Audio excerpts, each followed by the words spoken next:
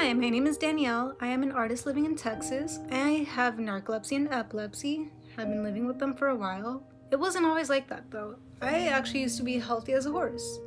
But a lot of things changed when I turned 21. Before narcolepsy ever came into the picture, I was very full of energy. I was a cosplayer before it ever hit. Very much into the community. I'm talking, I was ambitious with my projects. That's how much energy I had. I made a large weapon as my very first prop. It was the scythe from the show Ruby, spelled RWBY. And that was one of my biggest projects I've ever done. Very cool project. I actually got to take that to Sen, Japan, and I even made the Ruby cosplay from modified pieces of clothing. And then right after I finished that project, I started another one, which was a costume from Love Life, a cyber themed one. I even added working LED lights. That's a lot of effort for first projects. So that gives an idea of where my energy level was. 2018, April 2018. That's when I got my very first real job, as my family put it. It was at a call center and it gave me full-time benefits. I had insurance at last. I had a 401k, just about any full-time benefit that you could think of. And I felt like I was finally starting to make it in life as an adult. I was making money, I had paid time off, so I wasn't having to worry about how was I going to get the day off for the conventions I attended. It was a very fun time in my life, and I didn't even realize it until way later. That money, most of it I was using to, once again, support my cosplay projects, and cosplay was a very big part of my life at this time. It was also where my social life was really growing. I made friends that had very similar interests in the same anime, specifically Love Live, and that's how I met new people through that show. Everything was looking good. I was even doing so good at work that my supervisor at the time wanted to recommend me to maybe go up the corporate ladder there. He told me I was doing so good that he thought I should consider becoming either a mentor and train new employees, or even a supervisor like himself. At this time, because I had an art block and wasn't able to draw like I used to love, or wasn't considering painting, cosplay was my main form of art, and it brought me close to so many people. It was the biggest part of my life, my social life as well, especially my social life. It was a very good time in my life. I was wherever I'd wanted to be at last. And it was very short, that time of my life, and I didn't know it. I took most of it for granted because I thought things were going to be like this for a very long time, right? I didn't notice any narcolepsy symptoms at all at first. If anything, it was a very gradual buildup, in a sense. October 2018 was when I first started feeling tired, but I didn't think much of it because I figured I'm just tired from working full-time. Maybe I just need a day off, right? Tried to get a day off. Everything was booked out because of the upcoming holiday season. So at this time, I was working at a call center, and at our center particularly, we would caption phone calls for hard of hearing people with some special phones that our company had. Well, at this time, we were busier than usual because of the holiday season. November 2018 comes along. I start nodding off for the first time at my desk, but of course, it wasn't very severe at this time. I was able to snap myself out of it to a degree. However, outside of work, I was a little more irritable than usual, and I thought nothing of it again. I figured, okay, maybe I'm just tired from work. Family and friends would tell me, okay, maybe you're just on your phone too much. Maybe you're just going out too much with your friends. Such things of that nature. So I thought, okay, maybe they have a point. Maybe I'll just rest a little more at home. December 2018, I see no improvement. I've been tired for about a month straight. Tried everything that my friends and family suggested. No change. A friend at work tells me, have you considered chronic fatigue syndrome? And I thought, I might look into it, but I was still really confident that maybe I'm just tired from work, tired from the holidays, need a day off. January 2018 comes along. Around this time, that's when the sleep attacks really started, and I get caught for the very first time at my cubicle having a sleep attack. That was one of the most humiliating memories I have to this day of living with narcolepsy, because this time it was a supervisor that caught me, and 3 times I've been caught at work having a sleep attack. Every single time was by a supervisor, but that first time was one of the worst because of the way she reacted. She was angry and she knocked on my desk pretty hard, which snapped me out of it. I didn't know I was having a sleep attack. The thing is, for me, it was more like a memory gap. I didn't even know I was asleep. I was just working fine 1 minute, nothing wrong. I didn't feel tired, at least not to an unusual degree. Next thing I know, 10-15 minutes have gone by. I have no memory of what happened, and I only know something went wrong because I look at the clock on my desk and then the work I'm doing, and everything looks really messed up, which is unusual for me because up until then I had been one of the best performing employees at my center, or on my team, one of those. I don't remember exactly which, but the look on that woman's face, I still remember. She was a blonde woman. I remember her initials, and I remember the angry I am that she sent me. Not the exact wording, but the gist of it, and how she contacted my direct supervisor, and I thought for sure I was going to get fired, but I wasn't fired, so that was lucky for me. However, he was concerned, so he told me to take a day off or just make sure I got some rest, and I took that word for it. I took his word for it, and I did try to get a little more rest, but I thought it was going to be a one-time thing. It was not a one-time thing. A few weeks later, or a few days later, it happens again, and I got caught by a second supervisor. This one, she was very nice about it, thank goodness. She didn't even report me. She just tapped on my shoulder and asked me if I was okay, because the way she had found me, I was slumped over at my own cubicle. I was there at my seat, like, just neck like a rag doll. All my upper torso was just slumped over. Once again, I had no memory of what happened until she snapped me out of it. I thought, okay, this is getting weird. Maybe I should go see a doctor. It starts happening a little more regularly, and it was very off-putting, but again, I kept telling myself the same thing. Maybe I just need a day off. Maybe I just have been working too much. And by then I started drinking coffee. But the thing was, I really did not like coffee, and I would drown my coffee in syrup just to tolerate it. At this time, I started to actually do anything that I could to get by, just to stay awake at work. But the final time I got caught was my direct supervisor, and that was one of the most embarrassing memories I have to date of working there, because at that time, I was now showing signs of what is known as automatic behavior in narcolepsy. What he had witnessed was that he was doing what was called a spot check. So he was listening in on me, making sure I was doing my job properly at my desk, and he noticed that I was slurring my words. Again, I had no awareness of this happening. It was like a memory gap to me once again, until he sent me an IM saying he was on his way to my desk to check up on me. That's when I snapped out of it, and oh my gosh, I remember the way my armpits were feeling prickly with embarrassment. And he sat me down, like, once he got me off the call, transferred it to somebody else. I remember just the humiliation I felt. It was hard for me to even look at him in the eye. He sat down and talked with me, and I just couldn't help but feel he was disappointed in me. I had really gone from being a star employee to just an average performance now. I'm glad that I wasn't fired from any of those instances, but that's what let me know, okay, I can't really be ignoring this or lying to myself anymore. I need to go get something done about it. March 12th, 2019, I had my first appointment to actually try and get this addressed. It wasn't very successful at all. Not far from it, actually. The doctor, after hearing my symptoms, especially about the memory gaps, is convinced that this is just a form of anxiety and maybe insomnia for the sleep issues, so he tells me to try caffeine. So I knew that something was wrong deep in my gut, but I really wanted to believe it was just anxiety, like he had said.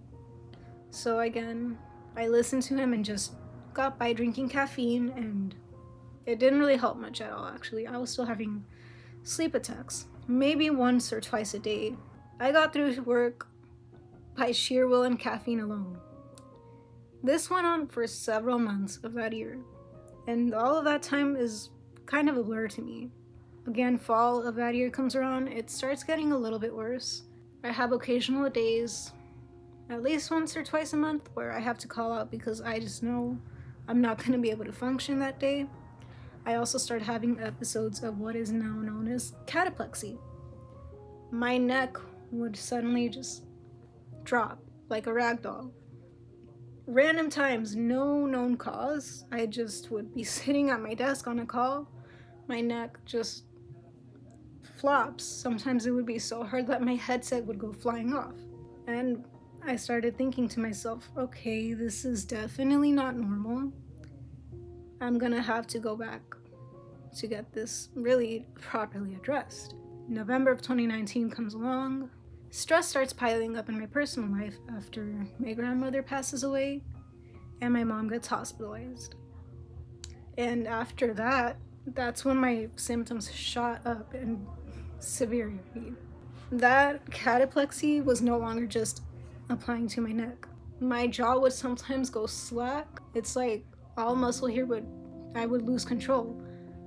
My jaw would go slack, or sometimes I'd be literally fighting to keep my eyes open. They'd just start closing on their own, and I would just be struggling. Or occasionally, my body would go completely ragdoll. It was a complete loss of control, and I would be slumped over at my desk, and I would be waiting for the control to come back because I was just there, stuck in my own body.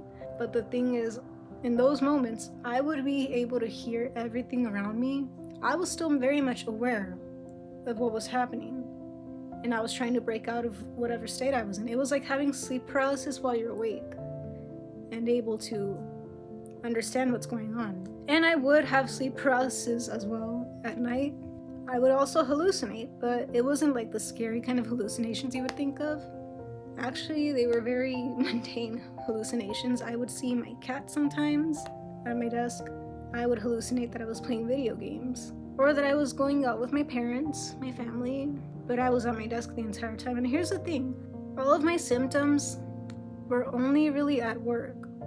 Outside of work, it was maybe just the fatigue at most, but work is where I would see the worst of my symptoms, especially the cataplexy and hallucinations. Sometimes I'd be falling asleep at my desk and I'd start making weird noises, kind of like when you're asleep and just like starting to snore, but not quite. This was around winter of 2019, early January of 2020. My symptoms declined within 15 months, I counted.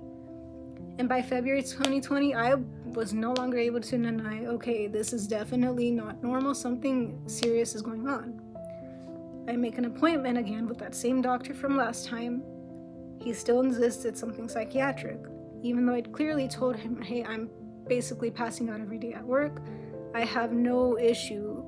I have no clear memory of what's going on, no idea. And by now, I was averaging 8 sleep attacks per shift, my record being 13 per shift, which is crazy to think about. I was only getting by on sheer will and caffeine. I switched from coffee to energy drinks because I at least could manage the flavor much better. And I know I shouldn't have been drinking energy drinks at all, but I was desperate to stay awake and not lose my job. My life overall was starting to be severely affected, not just at work. My attendance was going downhill, and by that I mean 3 tardies a month, but also our attendance policy was very strict. We'd be considered tardy if we clocked in past the 1 minute past the 5-minute grace period that we had, so that is kind of wild, but I was still struggling. My social life too, I didn't have the same energy as before, and a lot of my loved ones close to me that didn't know how things were at work, which was just about everybody really. My closest loved ones thought that I wasn't trying. They thought that I was purposely being nicer to everybody that wasn't witnessing this. How should I put it? They thought my tiredness was just something that I would show them, that I was only doing it because I didn't want to be around them or care for them, but I was being nicer to everybody else because I didn't care about my actual loved ones. If anything though, it was more that I was putting on a social mask. I didn't want anybody outside of my closest family and friends to know that something was wrong, so I pretended, and it was like living a chronic illness edition of Hannah Montana. At work, that was my real struggle. I had my guard down. I didn't have much of a choice. I tried to hide it, but I just couldn't. Outside of work, everybody thought I was perfectly normal. I was still posting cosplay content as usual. I was still going to conventions like always. Nobody would have known, but I was working my hardest to hide all of it, so there was no way they could have known. about my struggles. By March 2020, I was no longer functional at all. I tried to work like normal, but at that point, I was coming out of work, not remembering my mornings one bit. And I had gotten to a point where I was even skipping lunches because I found that if I did eat lunch, it would make me more prone to sleep attacks. So I decided on just not really eating lunch or skipping it altogether. Maybe at most eating a small little snack, just to stay awake. Not that it helped by much, but at least it would delay the sleep attacks at most. I knew then that this definitely wasn't something I could deny. I started Googling my symptoms and narcolepsy started coming up, but I didn't believe it because I told myself that's a very rare condition according to these searches. There's no way I have a condition that's that rare. What are the chances, right? I spoke too soon. March 12th comes along. That day, my manager calls me into her office and I knew deep down what it was about. And I was right, kind of. I thought I was for sure gonna get fired this time, and she told me that she had considered termination, but she knew that something was up because this wasn't like me at all. So I finally confessed to her that I'd been passing out at my desk, basically, this whole time, and the way that her jaw dropped, because it was her and my hiring manager in that room, and I'll just remember the look on their faces, just very grim. And saying it out loud made me realize, okay, I really shouldn't be going through this. I should not have been working at all. But I wanted to push myself because I was stubborn, and I didn't want to admit that something that wrong was happening. So finally, she gives me the choice to, if I wanted, take medical leave instead of getting fired. I didn't really have much of a choice, so I knew that, yeah, I'll take that unpaid medical leave and fill out the paperwork, see what goes on from there. So she lets me go early. It was about 3 p.m. The sky was so clear that day. I'll never forget it. Sunny blue skies, not a single cloud, and something that wrong had happened, right? I thought, okay, maybe if I can just see a doctor sooner, I can get back to work faster and get this addressed. Go back to normal. Except that didn't happen because 2 days later, COVID is declared a worldwide pandemic, so every single doctor gets booked out almost immediately. Great, just my luck, right? So now I have even more obstacles, and I realized, yeah, I should have gotten this addressed way sooner, but I was stubborn. So a couple of weeks pass by, and there's all this paperwork to fill out. I go to an urgent care center because I didn't know that urgent care doctors aren't the ones who should fill the paperwork, it's your PCP. So the doctor I saw that day, after I told her my symptoms, she told me she couldn't do the paperwork, but she was the first to actually listen to my symptoms, and instead of automatically assuming it's anxiety, she tells me that she's suspecting narcolepsy, but she's not sure. But first she'd like to do any labs just to see if there's anything else that might be contributing. And she found hypothyroidism, but I knew that's not the direct cause because she still told me that she still wants me to consider that. I go see my PCP, the new PCP, about a week later. I tell her everything that had been happening. And first we got the hypothyroidism addressed just in case it was that. They gave me these pills. I forgot the name, but they gave me treatment for that. Not much improvement, really, if any at all. Yeah, I'm cleared to go back to work, but she told me to call her back if anything doesn't change, if things get worse. They did get worse. No change at all in my condition. Once again, I'm ragdolling just about every day now at work. Cataplexy every single day, but this time I'm trying to make sure it happens on my break, and it does, instead of at my desk. And I would just sit there at my usual break spot, which was outside where nobody could see me. Not the smartest idea. I would sit there and I would just let myself rest there. So I call her and I tell her nothing has changed. I've been taking the hypothyroidism medication as prescribed, but no visible change. If anything, it's worse. I've had just about every single form of cataplexy you could think of by then. Still hallucinating at work, still having sleep attacks every day. I even found an old sleep log or symptom log somewhere in my notebook that I had. I would by then would be so used to it that I started keeping a log in a notebook of every single symptom I would experience at work, the time, and that was very helpful later on. So when I tell her all of this, she immediately refers me to a neurologist, and that's when we really start digging for answers. So at this time, Once the neurologist appointment comes around, the first one, which was August of 2020, I was just still getting through the best way I could, which was sheer will once again and caffeine. By this time, I was drinking Celsius energy drinks every day. Only about half the can because I don't tolerate caffeine very well. But I was desperate.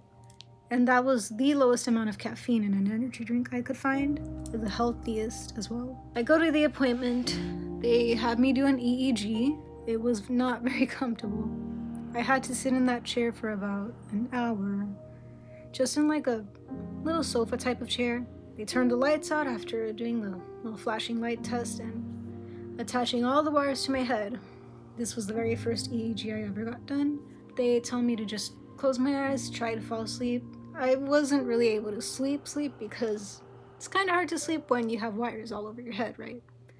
But I started kind of in an in-between state by the end, and just as I was about to almost fall asleep and dream, they turned the light switch on and I wake up, and I was very not happy about it because I was finally about to fall asleep. You know that feeling. You're about to fall asleep, somebody interrupts. Oh man. They tell me they're going to make an appointment for me a month later. That day comes, September 15th, 2020. The big day where I get to find out what's going on after that EEG and all the questions they had asked about my symptoms. Big day comes, it's about 7, 8 in the morning. I walk in there, sit down. I remember how out of place I felt because I was there, casual clothes. I had black and purple hair. Everyone around me, well, there was hardly much people, but I'm the only 21, 22-year-old sitting in that room. Everybody else was either probably 50 or above, and I felt really out of place because I look so young and I'm over here colorful, wearing just young people clothes, young people style. I looked like a teenager compared to everybody else. I get my name called. I go in there. I'm definitely a little nervous, but I sit down, tell the doctor what's been going on. Once he asks, he does a quick little physical exam where they test your reflexes with the little, I don't know what it's called, but they test your knee, see if it has that reflex. Everything looks good, at least in those tests. Doctor asks me what's been going on. I tell him, and once he finishes hearing every single symptom that I gave him, every single one, it looks like a little map, a web of sorts on the paper that he has, or at least what I could see from when he showed me a glimpse of it. And I'll never forget the words he told me. He told me in this exact sentence, "Judging by this constellation of symptoms, this looks like a textbook case of narcolepsy."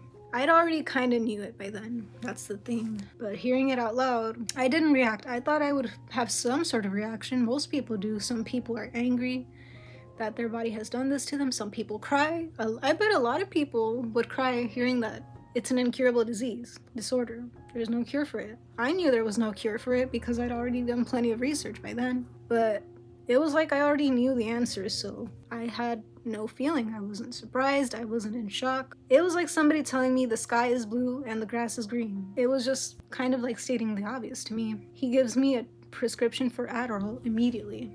And that was what I was a little scared of. Not the answer, not the diagnosis, the treatment, because I'd heard things about Adderall. I heard that people get addicted to it, how people treat it as a drug to get high off of or whatnot. I kind of avoided picking up my prescription for a week or so because I was afraid of how I was going to react to it. But, I couldn't live like that at work much longer, so finally I cave in. The doctor had actually ordered more tests for me. The diagnosis was not the end of it. He didn't even do the whole process of the MSLT or other sleep studies. He just knew from the symptoms I gave him. So it must have been pretty bad, but he orders a few more tests. The first one being a CT scan. I go get that done. I didn't like it, but it was necessary just to rule out anything else. So I have that done. Same day I go pick up the Adderall finally, but I didn't take it until I went back to work that weekend. The first day I ever took it, I only took like about half of the pill just to see how I would react because I didn't know. I didn't want it to be too strong and then I would be over here jumping around the place, but it actually did the opposite. It wasn't really effective when I took half of it. A little bit of it, yeah, but Once I took the proper prescription, like the doctor said, my life changed. I was scared at first, but I realized I'm not irritated at work anymore. I'm calm. I actually can do chores. I can focus. I'm not having sleep attacks anymore. I was wide awake for once. And for the first time in 2 years, I knew what it felt like to be normal. And it was amazing. There were side effects, the main one being my loss of appetite. I was pretty nauseous, especially when opening the fridge. I could not open the fridge when I was on my medication because the moment I would smell the food in it, oh my gosh, I couldn't eat in that state. And I would get a very dry mouth, but other than that, I had my life back. I was able to work again. I was able to actually have a life until the medication wore off and I would crash. But it was better than having sleep attacks every day at work. Unfortunately, that didn't last very long. 2021, this is my new normal by then. But I was reaching a point of burnout because even with my medication, I was still significantly pushing myself despite knowing that I'm not at the same level as I used to be. Months go by. Late 2021, I reached a point of fatigue, even with medication so severe. I would have days where I would have to call out once a week because on those days I would feel so exhausted that I felt like I was going to just pass out if I forced myself to get through the work. That's the best way I can explain it. And some days, even though I knew I was too tired, I would still push myself. And I felt deep down my body warning me, hey, you gotta put a stop to this. You can't keep doing this to yourself because it's gonna backfire on you. And I kept ignoring it. And if that wasn't enough, I had even more personal stress happen once again. Mom got hospitalized for her leg again. She almost ended up having to get it amputated. Luckily, a doctor was able to save her leg and not have to amputate it. She did have to take a while to recover. That stress was pretty bad, and I had to get my dosage up again because my regular dose was no longer enough.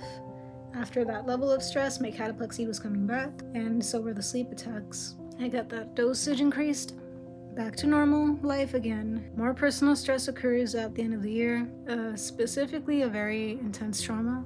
That trauma was so life-altering. It was too much for me. 3 weeks go by and I had my very first seizure. I didn't think much of it at the time because it felt like a panic attack at first. The whole heart beating, the feeling of intense doom. But what made it different was that I felt this rising sensation in my stomach. I felt intense deja vu. I was convinced I had lived that exact moment of time before. And I was tasting copper really strongly. That's why I knew, okay, maybe this is a different type of panic attack. That's what I thought to myself until I started, according to my boyfriend who was there, I started going stiff and then I started shaking. But the thing is, I was aware the whole time. I just couldn't really move. Apparently I also threw up. I remember everything was hazy at this time. He had to call the ambulance. But, I thought still it was just an anxiety attack. I declined going to the hospital, mostly because it was really expensive and I didn't want the ambulance bill. Even if I had insurance, but I didn't want to go through all that ordeal. Months go by without it happening, still pushing myself through work, despite my health clearly not being at a state where I could do that to myself. It happens again. This time was worse. Same exact symptoms. Intense doom, deja vu, rising sensation in my stomach, heart racing significantly. I could have sworn I saw colors. I don't remember that part well, but it always ended in a copper taste. I was convinced my tongue was bleeding because it was that strong, but it was just a sort of hallucination. I know there's a name for it. Then, again, I went stiff, started shaking. Everything's hazy to me at this point, so I don't remember it very well. I know I also had this feeling of everything started looking small and big at the same time, so I felt like I was leaving my body, but it wasn't. And after it ended, I had one of the worst migraines of my entire life. I could feel that pain in my sleep. For 2 days, my entire body was just sore. I was out like a light. And by then I knew I just can't keep working anymore. This is too much. If I keep on going, I don't know what's going to become of me. So I finally drafted up a resignation letter, put in my 2 weeks at work, and I was a little worried because I knew I was going to lose my health insurance and all the benefits, but my body was more important. My health was more important. And my supervisor at that time and manager were very understanding. They were quite worried for me, and they were supposed to have a meeting with me about my attendance when I told them. But, I had already put in my 2 weeks, so they knew it was kind of useless. to have an attendance meeting, and they were worried once I told them what had happened. A few weeks go by, the rest of my PTO I used up, so I was basically getting paid to just chill at home. My last day though, I still wanted to work some hours just because I felt so guilty not working. I was always in that type of mindset during my time there. But I get it done. I don't have a seizure for about another year or so. 2023 though, that's when things got pretty bad in regards to my seizures, or not super bad, but they started becoming a more consistent thing, just not at the severe level that they had been. My lack of extreme personal stress kind of caused my seizures to not happen. My narcolepsy also kind of stopped. I wasn't taking my medicine daily anymore though, because my symptoms were mostly gone. It was just the fatigue that I'd gotten used to. Now 2023 though, that's when I started having deja vu, starting in May 2023. And after that, it became a monthly issue for me. I would have deja vu just for a few seconds, once or twice a month. And I didn't think too much of it. I knew that it was most likely an aura, but I figured, well, it's just an aura, was the way I was thinking.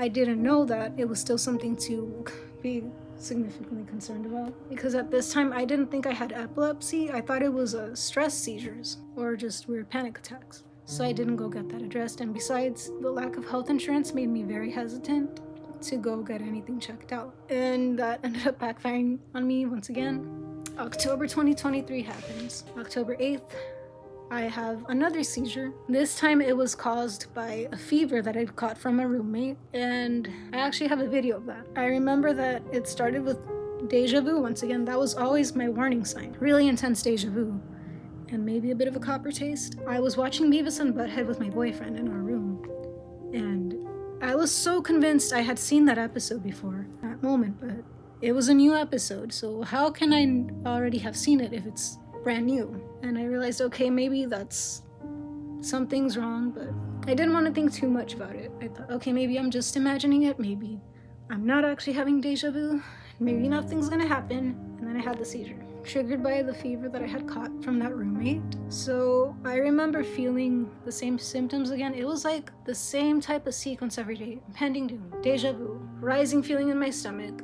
Sometimes I get that rising feeling on its own, but it was mostly the deja vu that I would get on its own. Again, I didn't go to the hospital, which, not a smart idea. Don't ever be like me in that regard, because I didn't have insurance and I was more worried about money than me actually getting checked out. I knew by then, okay, I probably should look into it, but I was more worried about finances. January of 2024 comes along. I couldn't deny it anymore. I had a cluster of seizures that day. And by then, it wasn't just deja vu anymore. It was now seizures in my sleep too. By January of 2024, I finally ended up in the emergency room. Not wanting to, of course, but it was inevitable. One day, I woke up from one of my typical nocturnal seizures. I was anxious a little bit afterwards, naturally, but I thought I was going to just, go on with my day now that I felt fine. Since my nocturnal seizures are brief, I don't have any different effects afterwards. But this time, I ended up having a second seizure about an hour or so afterwards. And I've never had more than one seizure in a day. And this particular seizure was pretty bad. It started, would end, and then I started having another one from what I remember. All of it's really hazy to me. I just remember that my boyfriend called an Uber and he rushed me to the hospital with that Uber, and that he was putting on my socks and shoes for me since I wasn't able to move. And by the time I got there, I remember having ended up in triage.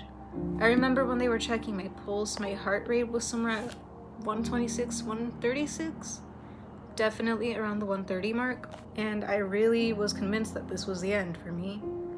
I remember having a thought that once I get over this, everything's going to get better. I'm going to be on the path I need to be on. One weird thing about my seizures is that I actually will have these intense beliefs just come out of nowhere when I'm in that state, and then they go away almost immediately after when the seizure ends. Sometimes I don't even remember them. I just remember feeling an intense thought, if that makes any sense. So that day, I end up in the emergency room. I waited quite a bit to be seen once I was already treated via IV. I remember having labs done, and then once I finally went to talk to someone about the symptoms, they'd asked me what happened. They also apologized because I actually wasn't supposed to have those labs done. It was for another person with the same name, so I ended up getting poked in both arms, and that was not fun. But then again, when is an emergency trip fun, right? Well, they gave me Keppra in the IV and saline. I felt a lot better with the saline.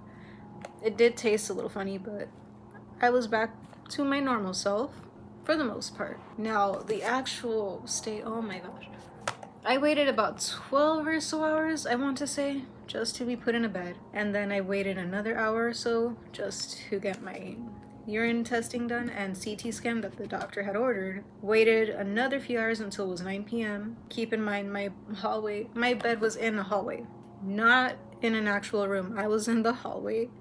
So even if I wanted to get any sort of rest, I wouldn't have been able to. I was too distracted by the sound of nurses walking down the hall and a lot of things going on. And I hadn't been asleep since I got to the hospital, so I was very tired. But I couldn't sleep because of the environment. 9 p.m. or so, 10 p.m., it comes along.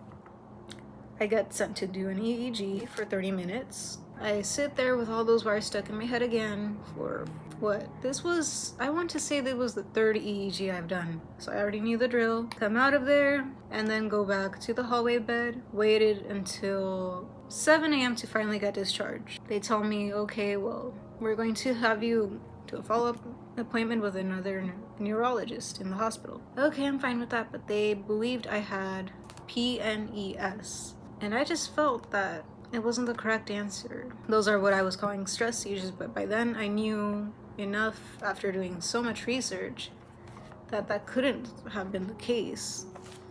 What I'd found was my symptoms lined up a little too closely, almost exactly with temporal lobe epilepsy. I'd even read through the communities, the support communities, and realized, like, wow, it's kind of scary how much my experience lines up exactly with that. I go to that follow-up appointment with the neurologist in May of 2024, and that was the day I got diagnosed.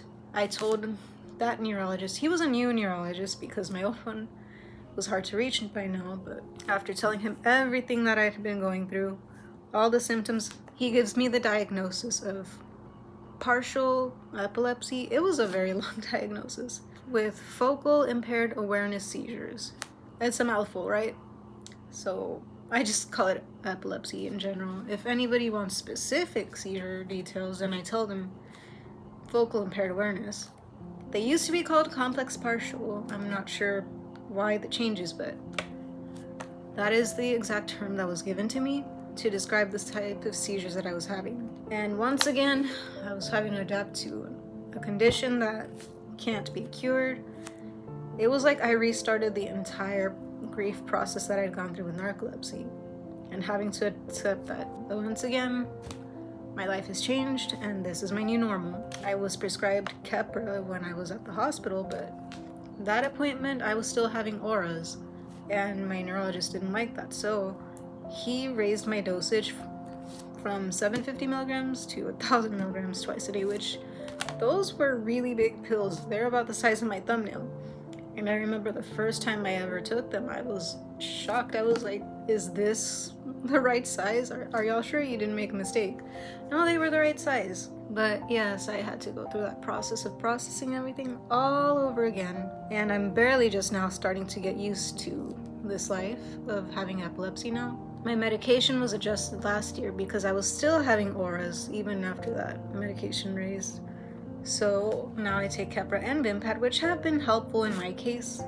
I know most people have the complaint that Keppra gives them a rage side effect. I was worried about that too, but I actually only got the fatigue.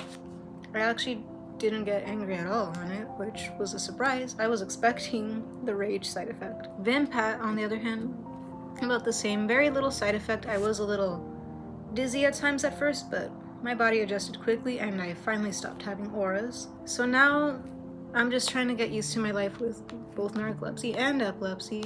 Narcolepsy hasn't been as much of an issue ever since I left the job I was working at, that call center. But it's hard to deal with two conditions when you're not employed.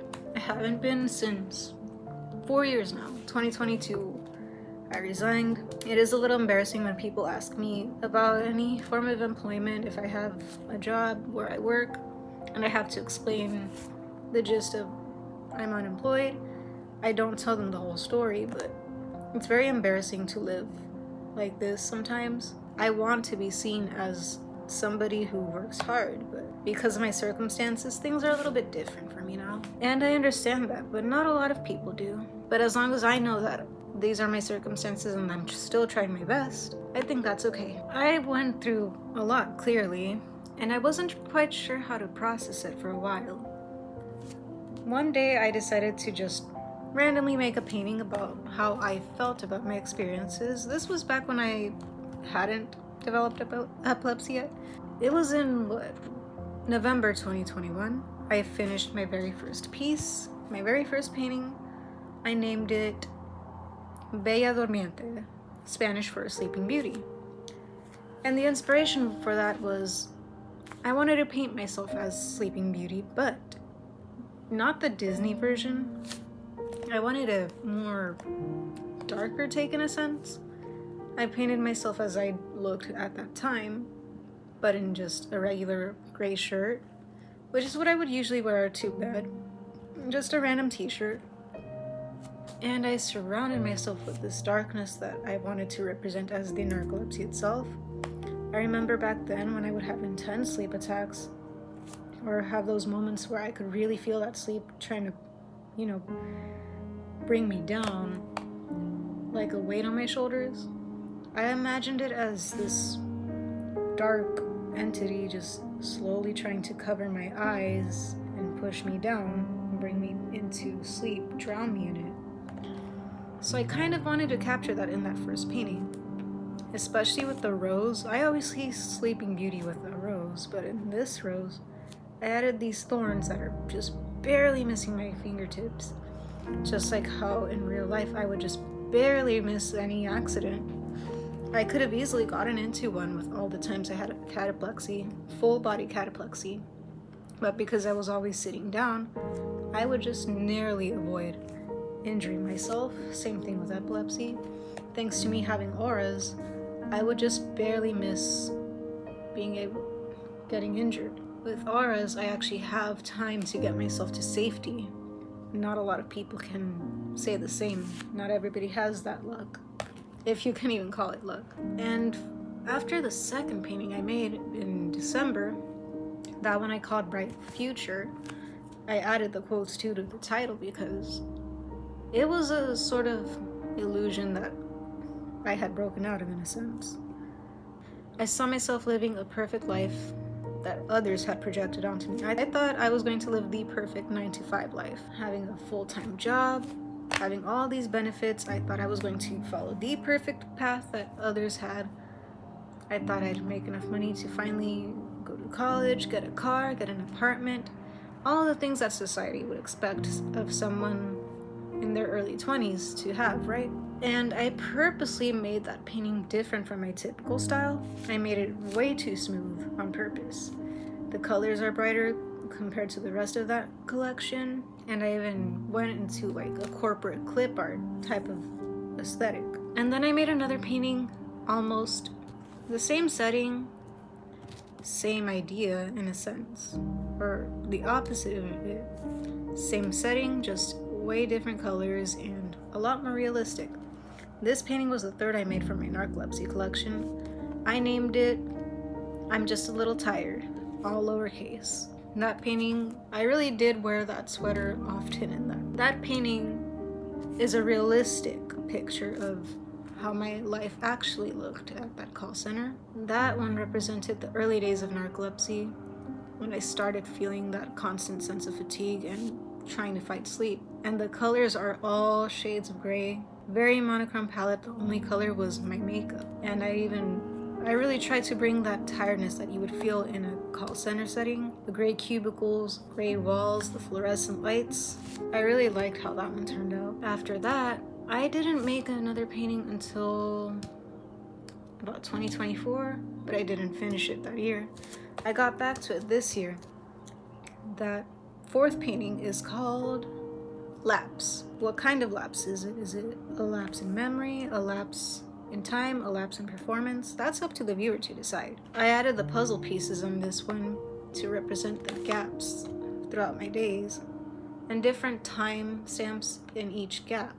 Just random hours. They don't really have a necessary meaning. No necessary meaning. It's just random times, and it's up to the viewer to decide what these particular times represent.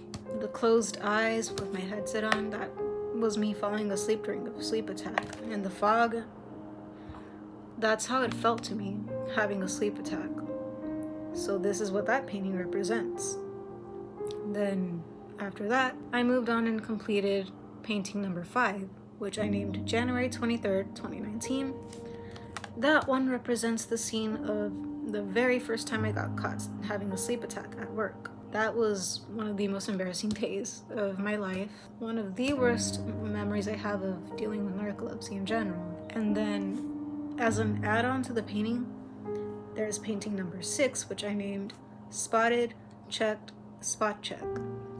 And each one applies to one of the different photos in that painting.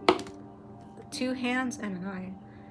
The first hand, a fist, belongs to that same supervisor in painting number 5. That was what woke me up. Hand number 2 belonged to the second supervisor who tapped on my shoulder to wake me up. Picture number 3, the eye, was the hardest to capture because no hands could have captured the sentiment that I saw in that supervisor.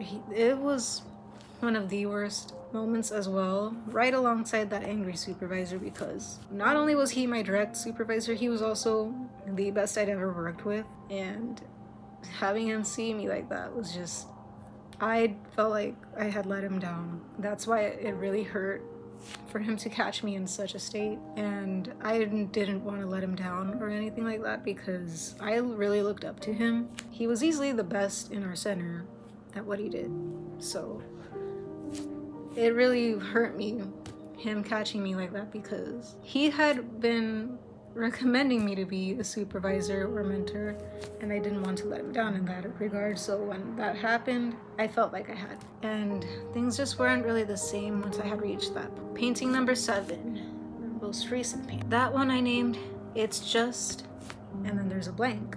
That is up to the viewer to decide. This one, I'm staring at a piece of paper because the day depicted in that painting is the first appointment I ever had with a doctor.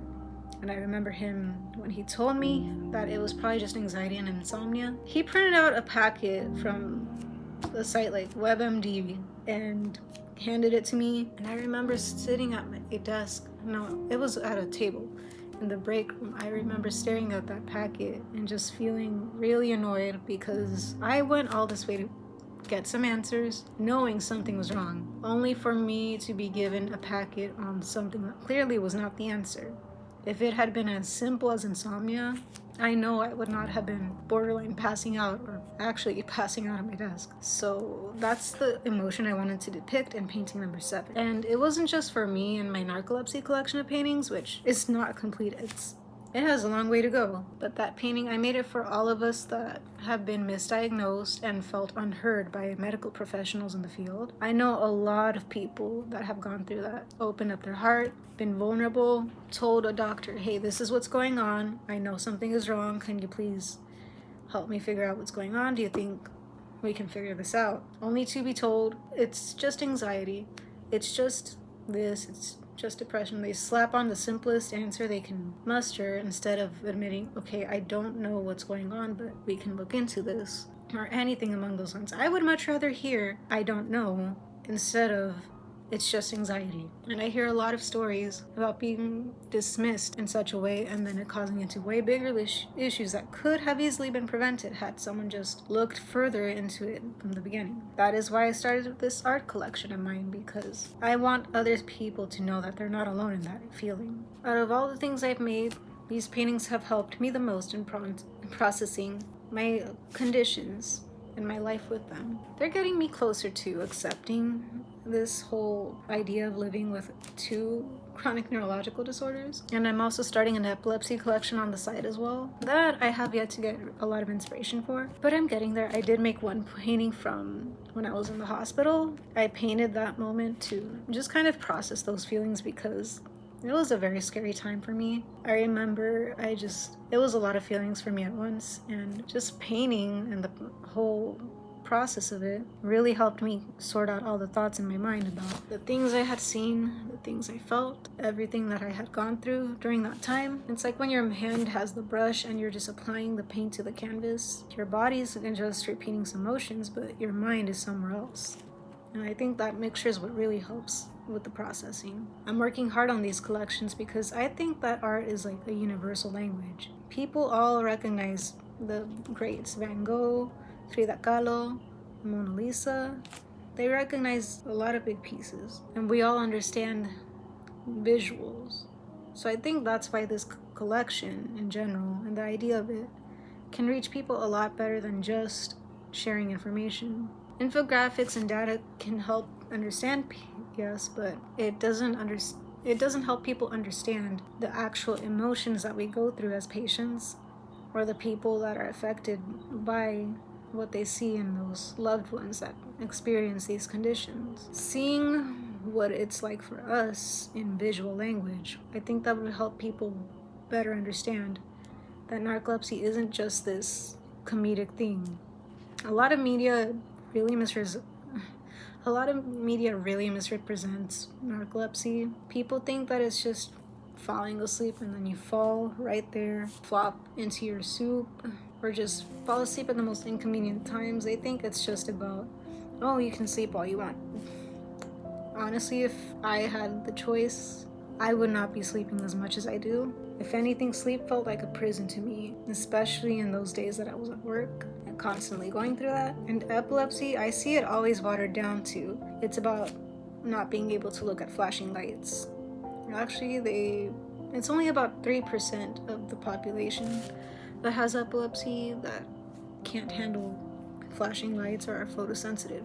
That's what a lot of people don't know. But because a lot of media represents epilepsy as flashing lights causing somebody to have seizures, that's what they think it is. And another thing they don't realize about seizures is there's over 40 types, according to the Epilepsy Foundation website. Not all of them are flopping like a fish or foaming at the mouth. That's the most well-known kind, but there's actually so many, it would take a while to discuss every single type. That's why we have these organizations to share the data. But I think that sharing it as art, visuals that could really show what it feels like, might be able to reach people in a different way. Something else I wish people realized about narcolepsy or epilepsy and any chronic illness in general is that we don't have the same energy to act on things the way they do. I hear a lot of people telling me, or just anybody with these conditions, that, oh, we're just not trying hard enough. It's not that we're not trying hard enough. We just don't have the same circumstances, the same energy levels that everybody else does. I wish I could just see a task that I have to work on and get to it without thinking. I wish I could just do chores without thinking about it, but I don't have the same energy levels that other people do. I have to break everything up into tasks. If it was up to me, I would spend an entire day cleaning if I wanted to. If it was up to me, no, that's not how do I say it? If it was up to me, I would clean all day because I wanted to without thinking about it. But I don't have that same amount of energy in me anymore. I remember I used to have the energy to create big projects for cosplays, so people thought, surely I should still have that in me, right? But I don't. I don't even have the same energy to pack a whole suitcase in one day. I'm not just an artist, I'm also a model, so when I have big events coming up, whether it be a runway or a photo shoot, I usually end up needing a suitcase anyway. I don't pack everything the night before because that's a lot of effort for me. It would take up a significant amount of my energy. I end up breaking it up into tasks. One day I will pack the main items, the shoes, the main clothes. The next day I'll do the little things like accessories, add some things into my bag that I might need for the day. The night before is when I get ready, do all the beauty stuff I need to do, and that's how I save my energy for the big day, when I'm going to do all the big stuff, whether it's for walking on the runway, posing in front of the camera. And I do the similar things for concerts or traveling, breaking up every single task from big tasks to little chunks leading up to the main tasks has made life a lot easier for me, and I would highly recommend that to anybody else going through the same or living with any chronic illness in general. Clearly, I have had quite a long journey, a long story, been through a lot. If there's anything that I would want someone to learn from all of my experiences, it's to never stop advocating for yourself. A doctor won't always have every answer, especially because we're human. Doctors are human. Sure, they have that profession and have studied years for it, but they're still human. They still do the same things as we do. We all still laugh and cry, eat, sleep, repeat. We all still have likes and dislikes, all the same human experiences. And I want others to know that you can't judge somebody by their outside appearance. When I was going through all of this, I was just seen as a cosplayer. People all knew me as that cosplayer, but nobody knew what was going on behind closed doors. Nobody knew from just one look, oh, she has narcolepsy, oh, she's got epilepsy. The only way anybody would know is if they asked, or if I told them. That's one big thing that I want people to learn, is that you can't just look at somebody and know they have certain illness. Not every illness is visible, especially when it comes to chronic illnesses. Disability doesn't look the same in everybody, and I really wish more people understood that, because a lot of people have this idea that you have to see the disability, that you have to look sick, but not everybody who lives with a chronic illness looks sick. This has been a very long journey, very long story for me, and it's probably not over. I still have a long way to go. I still have many tests I need to do, many appointments away, and because my story has been so long, I've actually decided to work on a memoir. I decided that long ago, but I've been working on a memoir talking about all my experiences, and I don't even know if I'm halfway through it, honestly. I've finished 13 chapters, and that only focuses... I have already finished 13 chapters, and that was just for the narcolepsy part of my life. I'm barely getting to the epilepsy section, and that starts in chapter 13, the early parts of chapter 14, so I have a long way to write. But I write updates about everything I'm working on regards to my art on my Instagram page, or one of my Instagram accounts, I should say. That is where I post the completed paintings of my narcolepsy collection, which has a long way to go. I'm only in the beginning. I don't even know when I'm going to finish it, but I'm excited to see that day. And I'm also working on an epilepsy collection. I'm working on these collections in chronological order. So if you want to see those parts of my art, you can follow my Instagram that's dedicated to my art and creations under DANIESANZ Creates. Danny E. Sands Creates. I do occasionally post my progress videos on my TikTok page, which is ONEIRICHERMITDANI. Oniric Hermit Danny. I post a little bit of everything there, really, so there's that. I post modeling stuff too and cosplays, but that's where I post my progress videos. I might occasionally post them on my stories on my Instagram page, but that is where you can find me if you want to follow those parts of my life. I would like to thank Melissa for this opportunity to share my story with others. I really hope that this is able to help other patients, whether they're going through the exact same conditions or something similar, or if even someone watching this and wants to learn about these conditions or know somebody living with them. As long as I'm able to help somebody in some way, I feel satisfied with that. Thanks to everybody watching, and I hope everybody has a good day and learned something from this video.